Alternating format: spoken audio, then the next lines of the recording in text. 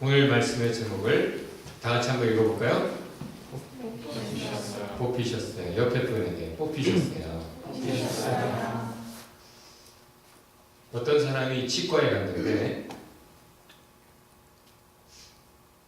금방 이 하나 뽑고 너무 많이 비용이 청구가 되는 거예요. 그래서 따집니다. 선생님 5초도 안 돼서 이 하나 뽑고 이렇게 많이 돈을 달라고 하시면 어떻게 합니까? 의사가 뭐라고 대답했을까요? 한 10분 뽑아드려요?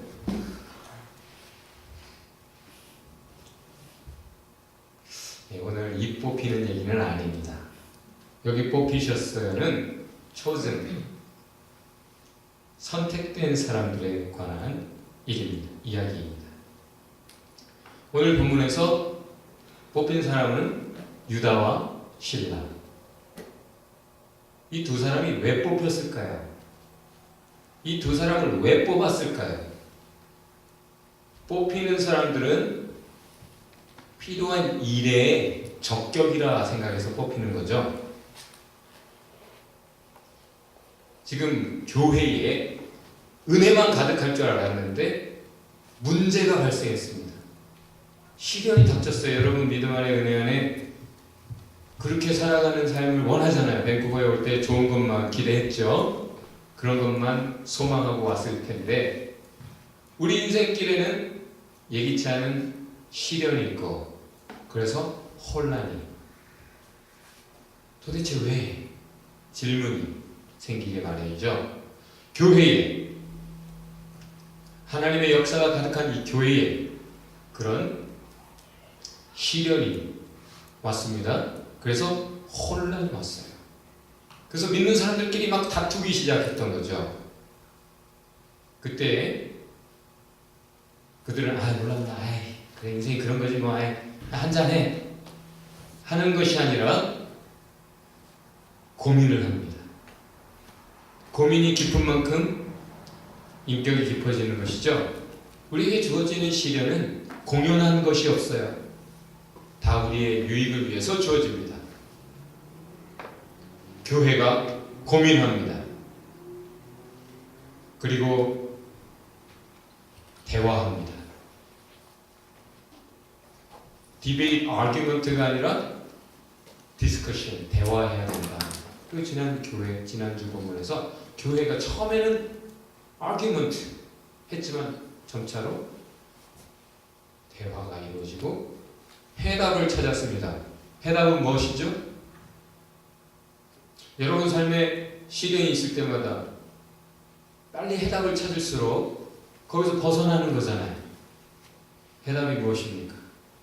어떤 사람은 한 가지 고민을 오랫동안 계속하고 있어요. 참 그런 사람을 보면 안타깝기 그지없어요.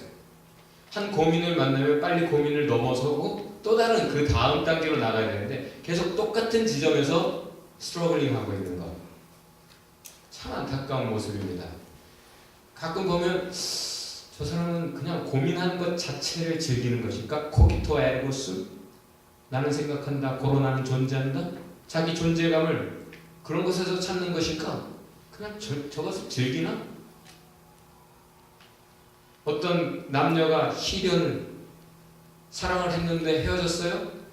그럼 딛고 일어나야죠. 그것을 통해 성숙하고 그 다음 단계로 나가야 되는데 어떤 사람은 그냥 이별 노래 즐기듯 그냥 그 아픔을 즐기듯 나 이런 사연이 있는 사람이야. 그런 것을 멋으로 알고 살아가는가 싶은 그런 젊은 남녀들을 보기도 합니다. 우리에게 주어지는 시련은 우리로 뭔가 깨닫고 답을 얻은 후에는 더 성숙해서 그 다음 단계로 더 온전한 인간상을 가지고 살아가는 그것을 목적으로 하는 것이죠. 교회는 시련을 만났고 고민을 했고 대화했고 해답을 찾았습니다. 해답이 무엇이죠? 다 같이 읽어봅시다. 하나님의 사랑입니다. 답은 어디서 찾았습니까? 성경과 체험 속에서 찾았어요. 성경에 도대체 이것이 무엇인가? 그래서 보니까 여러분 차가 운전하다가 문제가 생기면 뭘 봐야 돼요? 이럴 때는 어떻게 해야 되는지 트러블 슈팅 매뉴얼 차 매뉴얼을 보면 거기에 다 나와 있어요. 아 이 경우는 이 불은 차의 어떤 부분이 고장이 났을 때 이 불이 들어오는 거구나. 그럼 이 경우에는 뭘 갈아 끼면 되는 거구나. 매뉴얼에서 찾듯 크리스천은 신앙인은 문제가 생길 때마다 성경 말씀 하나님의 뜻을 살피는 것이죠. 그 말씀 속에서 그리고 그 살아계신 주님이 과거에 매뉴얼만 해놓은 것이 아니라 잘 모르겠으면 그분과 직접 통화할 수 있어요, 여러분. 그분과 직접 전문가와 직접 어떤 의사가 잘 써놨어요. 근데 읽어도 잘 모르겠어요? 그럼 직접 전화해서 문의할 수 있죠. 이메일로도 팩스로도. 하나님 지금도 살아계십니다. 성경의 저자 하나님 살아계시기 때문에 우리에게 지금 삶을 통해서도 깨닫게 하십니다. 말씀하십니다. 성경과 삶을 통해 성경과 체험을 통해 우리는 하나님의 답을 얻습니다. 교회가 그렇게 답을 얻었어요. 답이 무엇이라고요? 하나님의 사랑이었습니다. 하나님의 뜻이었습니다. 그래서 지금 시련 문제 속에서 이 하나님의 사랑을 글로 쓴 거예요. 공문을 보냅니다. 편지를 썼습니다. 지금 한참 스트러글링하고 있는 특별히 그 안디옥, 시리아 안디옥 교회에 글을 보냅니다. 근데 사실 한 교회에 그 문제가 있다. 한 영혼에게, 한 크리스천에게, 한 인생에 그 문제가 있다. 무엇을 의미합니까? 아, 나만 이런 어려움을 겪고 왜 나만 이런 시련을 겪어야 돼? 왜 내 인생은 이래야 돼? 라고 생각을 하는 경우가 많지만 사실 한 교회의 문제는 모든 교회의 문제이기도 하고 한 영혼, 한 크리스천의 문제는 모든 사람의 문제. 하나님 공평하시죠? 때로는 모양이 다를 뿐 똑같은 시련, 역경들을 모두가 맛보게 하세요. 하나님 공평하셔요. 어떤 사람은 부유한 대신 건강이 안 좋을 수 있어요. 그죠? 어떤 사람은 건강한 대신 가정이 불화할 수 있어요. 다 남의 떡이 커 보이는 것이지 혼자 겪는 고난이 없어요. 한 교회의 시리안드 교회의 문제가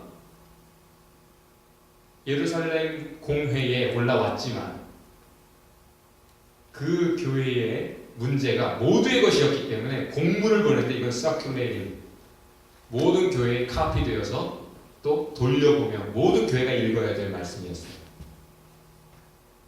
그래서 대상이 여러분 하는 거죠.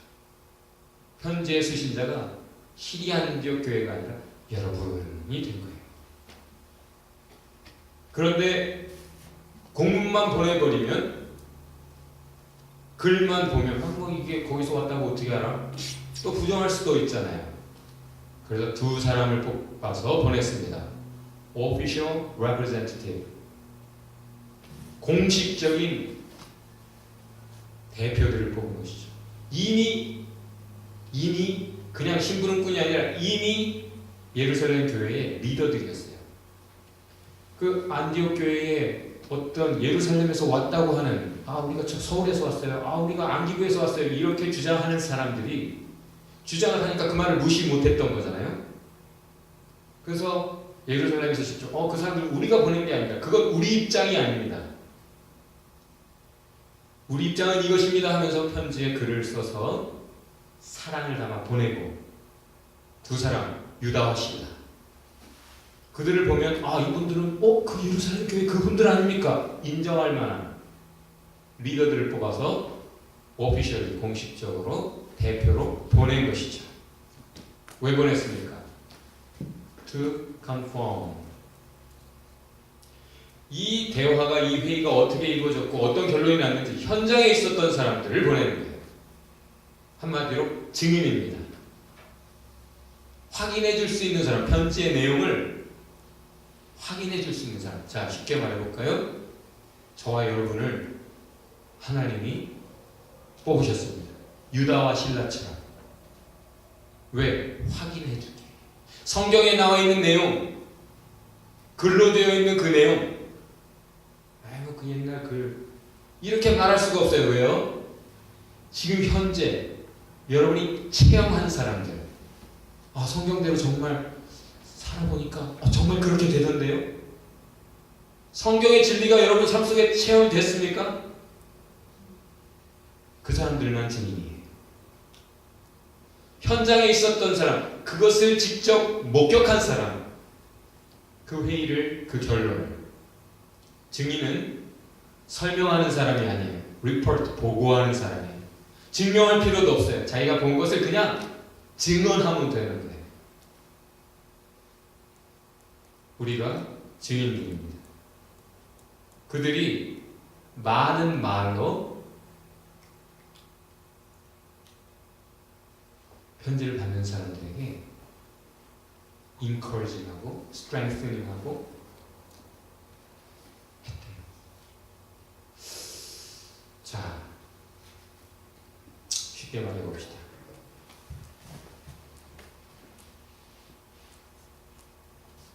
말, 글, 삶으로 나타납니다.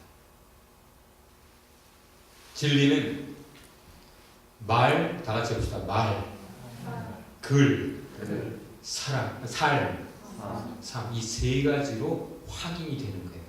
어떤 사람은 글만 쓰고 말이 달라, 그죠? 어떤 사람은 말만 하고 삶이 달라요. 그러나 참 진리는, 참 증인은 이 세 가지에 있어서 일치합니다. 종윤이가 살인을 했는데 그걸 크리스가 본 거죠. 크리스가 거기에 대해서 경찰서에 불려가지고 썼어요. 진술서를 썼어요. 만약에 진짜 목격자라면 글과 말, 삶에 있어, 그의 행동에 있어서 일치할 거예요. 그런데 자꾸 더 길게 얘기할수록 앞뒤가 안 맞아. 디테일이 약해. 그 무슨 뜻입니까? 목격자가 아니라는 거예요. 거짓 증인이라는 거예요. 또 크리스가 살인 현장을 목격했다고 해놓고 말은 그렇게 하면서 전혀 감정 없이 살인했어요. 죽였어요. 이거는 참 증인일 수 없어요. 그랬어요. 그 사실을 누가 부정하면 진짜예요. 이렇게 되는 거죠. 벌써 그의 감정과 태도와 삶이 그것을 확인해 줍니다. 여러분, 하나님을 압니까? 어떤 사람은 성경을 읽어서 하나님 계셔요. 그렇죠. 하나님에 대해서 말을 할 줄 아는데 사실은 삶 속에서 체험한 바가 없어서 그의 감정이나 그의 삶의 태도나 그의 삶의 모양이 전혀 믿는 사람답지 않을 수 있어요. 참 증인은 글, 말, 삶이 일치합니다. 자기가 의로워서 증인이 아니에요. 저 사람은 살인자, 나는 그 자리에 있었어요. 그리고 나는 의롭기 때문에 나는 증언할 자격이 있습니다. 그게 아니라 나도 죄인이지만 어쨌든 나는 그걸 봤어요. 나는 그렇게 안 살고 싶어요. 크리스천은 의인이 아니라 목격자일 뿐이에요. 진리를 아는 대로 다 살지 못해도 그는 증인이에요. 왜? 내가 그렇게 온전하게 살지 못하는데도 하나님 날 사랑해 주셨어요. 나도 그 하나님을 사랑해요. 나도 하나님 기뻐하시는 삶을 살고 싶어요. 원하며 노력하지만 그렇게 못 살지라도 증인이 크리스천입니다. 증인들의 특징은, 뽑힌 사람들의 특징은 이거예요. 사랑, 충만. 오늘 글을, 본문을 읽어보면 그 편지에서 뭐가 느껴져요? 그냥 사랑이 느껴져요.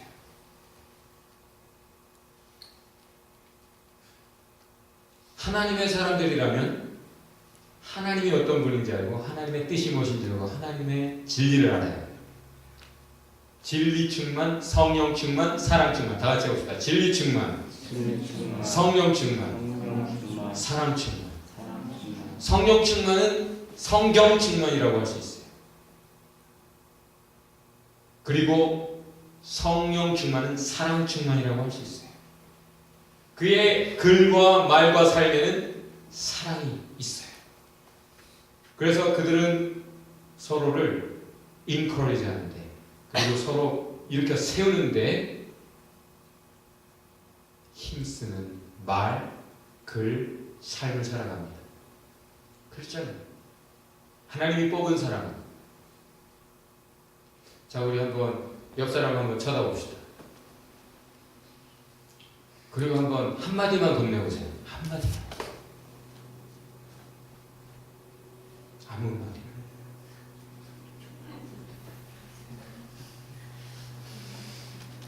지금 여러분이 말하고자 하는 것에 사랑이 담겨 있다면 그 무엇이 됐든 간에 이뻐, 혹은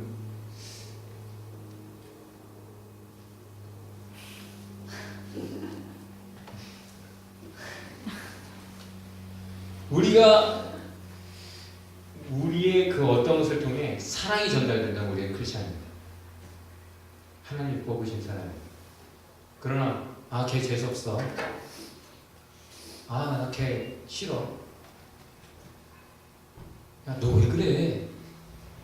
자꾸 상대를 일으켜 세우기 위한 것이 아니라 상대가 그냥 믿고 쓰러뜨리기 위한 게 목적인 양, 글이나 말이나 삶이 이루어진다면 여러분은 지금 크리스찬이 아닙니다. 하나님의 은혜가 있기 어렵습니다. 그런데 그것은 먼저 어디에서 나타나는가? 상대를 어떻게 인식하는가에서 나타납니다. 오늘 본문의 편지에 이렇게 써요. 아델포이, 아델포이스. 다 같이 봅시다. 아델포이, 아델포이스. 형제들이 형제들에게 씁니다. 누가 쓴 거예요? 저 예루살렘, 그 높으신 양반들, 사도들, 전 세계 12명밖에 없어요. 사도들, 그리고 장로들, 그 위 큰 어른들이 고작 안디옥교회 자시골의 한 교회, 지방 교회에 쓰면서 형제들에게 라고 써요. 우리가 형제들입니다. 여러분의 형제들인 우리가 여러분 형제들에게 씁니다. 자, 누구예요? 지금 편지 받는 사람들? 이방인이에요. 옛날 같으면 유대인은 이방인을 사람으로 인식하잖아요. 짐승들이다. 하나님도 몰라서 본능에 따라 살아가는 인간들. 짐승들, 멸망할 자식들이다. 사탄의 후예들이다.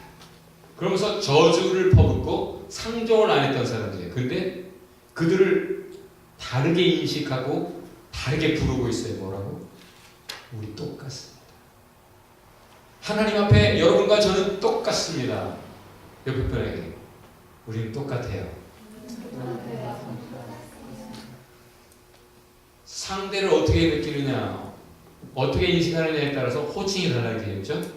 운전을 하다 보면 갑자기 그냥 확 끼어들고 보면 이 XX가 이렇게 하는 사람들이 많이 있죠. 자기도 모르게.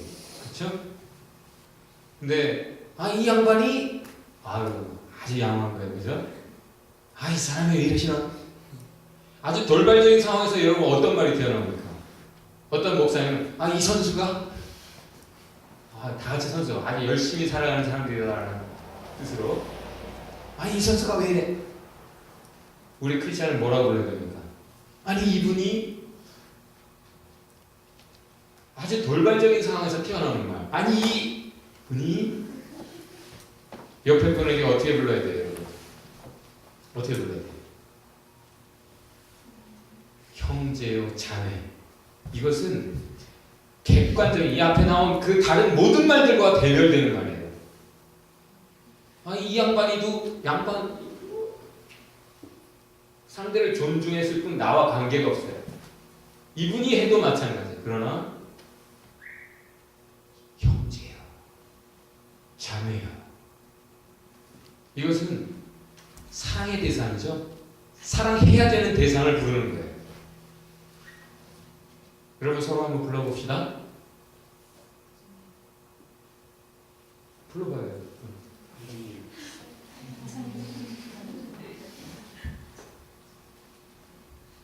부르기 싫어? 한번 불러봐요.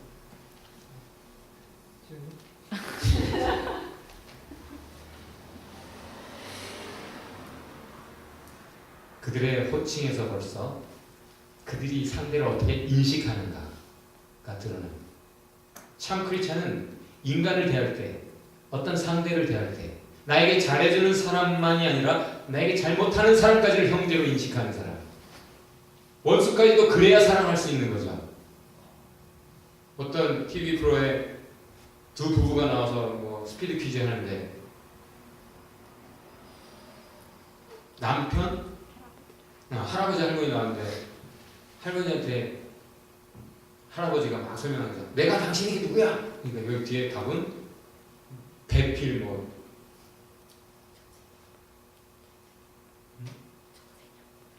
천생연분이었어요. 천생연분. 할아버지가 내가 당신에게 뭐야? 왼수. 아니 네 글자. 평생 왼수. 상대를 그렇게 인식하고 있어요. 할머니는. 그러나 성경이 우리에게 명하는 것은 너희는 서로 형제요 자매다. 사랑해야 되는 대상이다. 원수까지도 사랑하라. 그가 네가 사랑해야 되는 형제요 자매이기에. 상대를 어떻게 인식하는가, 그것에 따라 우리는 사랑을 하느냐 못하느냐 벌써 갈림길에 서는 거죠.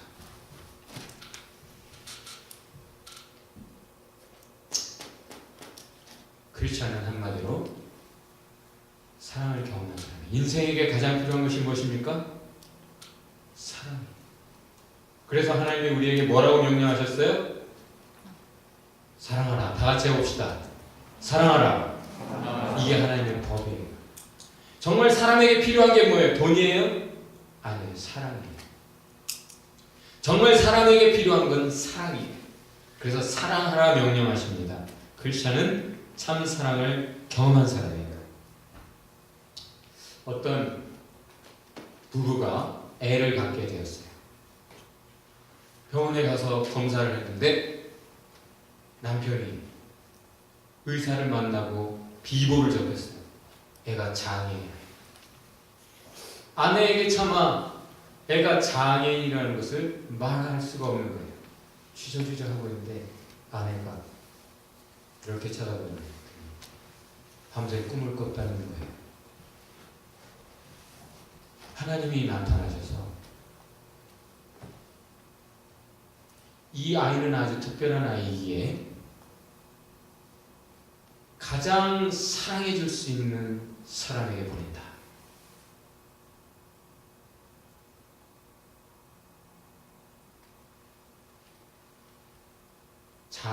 제일 잘 돌봐줄 사람에게 보낸다. 아내는 이미 마음의 준비가 되어 있었다. 이 이야기를 듣고 한 여자 집사님이 그렇구나. 내 남편 가장 잘 돌봐줄 사람이라 생각하셔서 나에게 만나게 하셨구나. 저 왼수를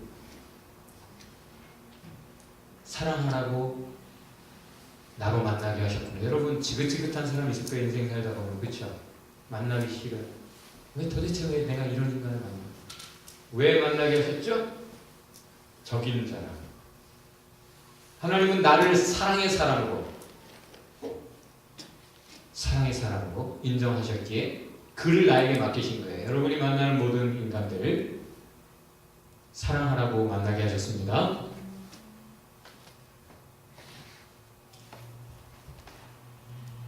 여러분 지금 이제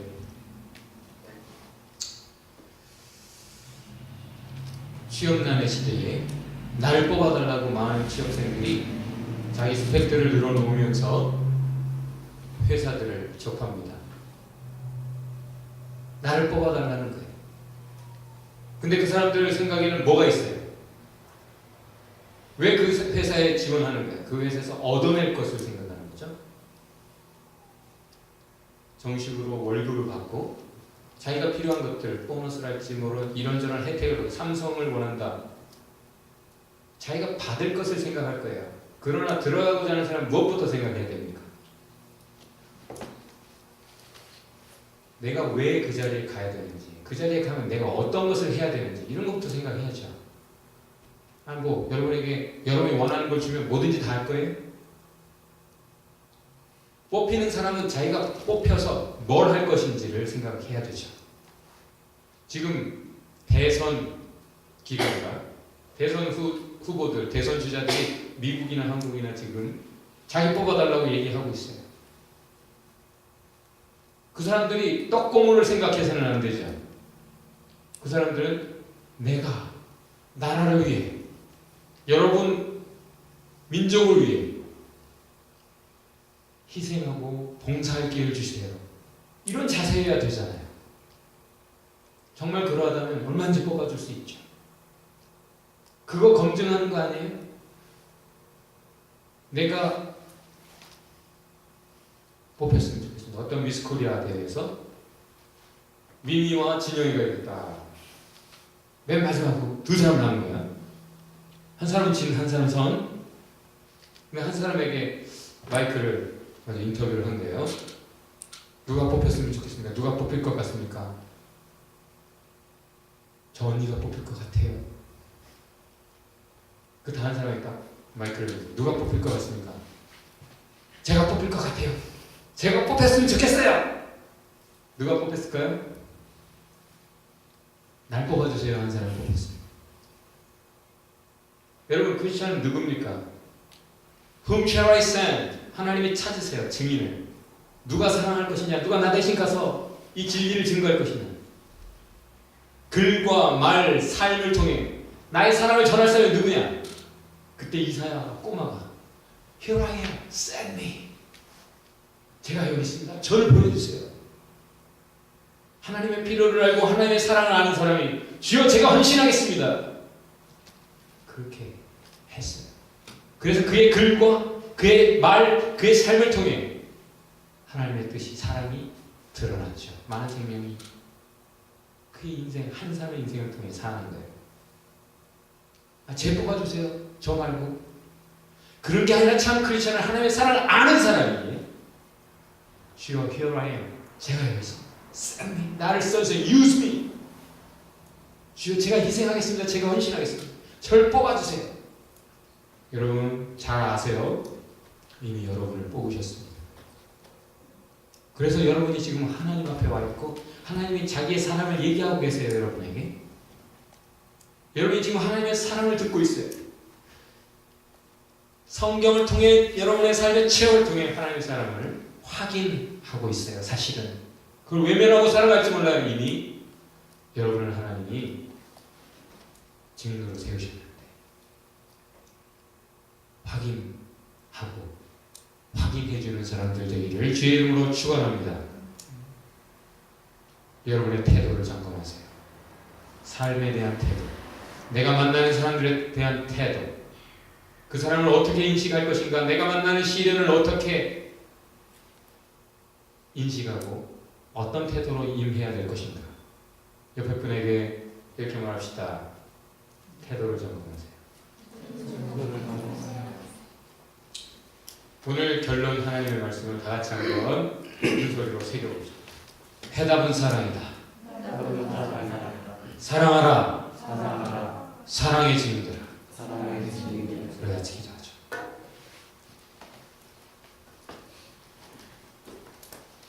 우리가 정말 사랑을 결단할 수 있길 바랍니다. 하나님 사랑을 알게 해주세요. 하나님 사랑으로 나를 채워주세요. 내가 만나는 어려움 속에서 사랑을 답으로 인식하고 답으로 붙잡고 답으로 결단하고 그것으로 더욱 새롭게 인생을 헤쳐가게 하여 주옵소서.